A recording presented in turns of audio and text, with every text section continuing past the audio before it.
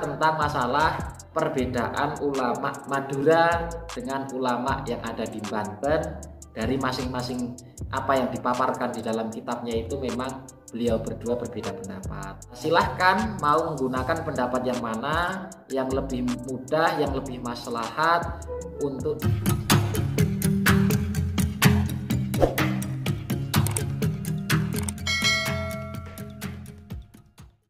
Assalamualaikum warahmatullahi wabarakatuh.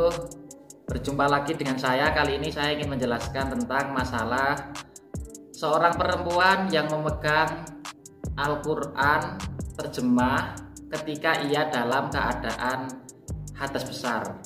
Bukan hanya perempuan, tapi bisa saja hal ini terjadi pada seorang laki-laki.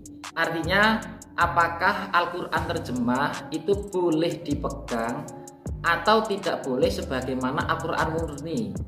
Kita tahu bahwa orang yang sedang dalam keadaan hadas tidak diperbolehkan menyentuh Al-Quran ataupun membawanya. Lantas sekarang itu banyak Al-Quran yang disertai dengan terjemahnya.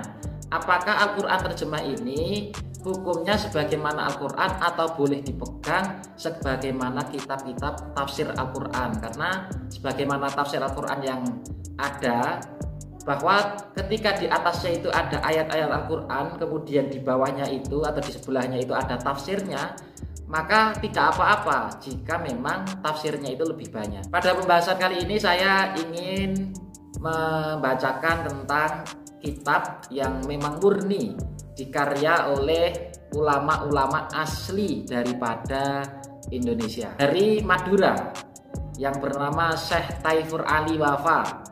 Beliau menyatakan di dalam kitabnya yang dikarya oleh beliau dengan judul Bulghatut Thullab, beliau mengatakan bahwa tarjamatul Quran bi makna tarjamah lima anihi mislu tafsir fi hukmi masiha fa in kanat aksara au musawiyatan lahu jaza masuha wa hamluha lil muhdis wa ila fala.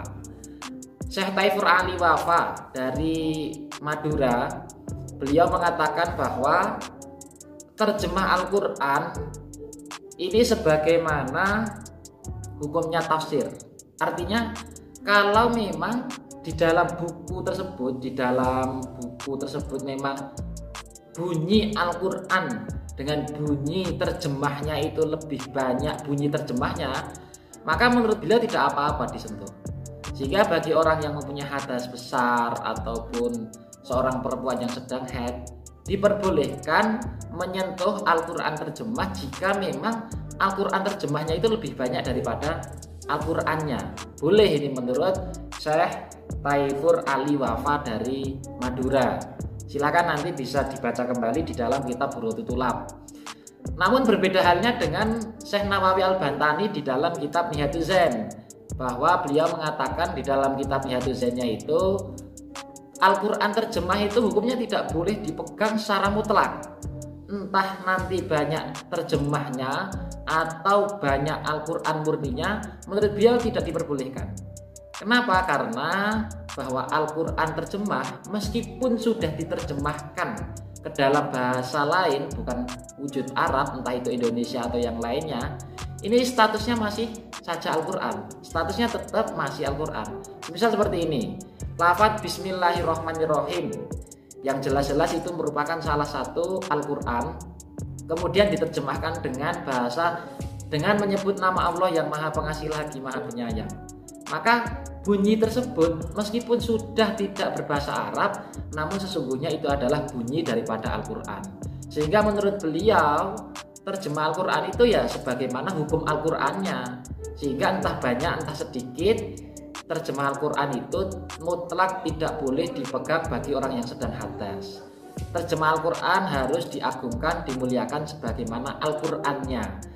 Sehingga bagi orang yang dalam keadaan hadas itu tidak diperbolehkan memegangnya.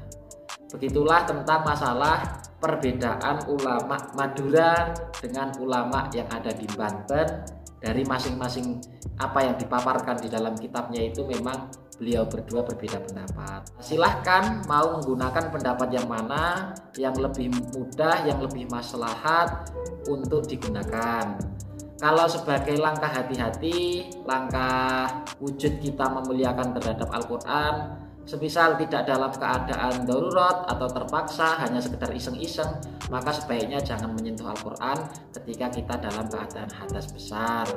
Namun kalau kita memang membutuhkan untuk menyentuh Al-Quran dalam keadaan hadas, maka kita tidak apa-apa menggunakan pendapat Syekh Taifur Ali. Begitu kurang lebih tentang masalah menyentuh Al-Quran terjemah yang memang hukumnya itu adalah masih menjadi perbedaan ulama atau menjadi perkhilafan para ulama. Jika kalian suka dan tertarik, merasa bermanfaat dengan konten-konten yang ada di channel kami, silahkan like, subscribe, dan share kepada teman-teman yang lain agar teman-teman yang lain dapat merasakan kemanfaatan.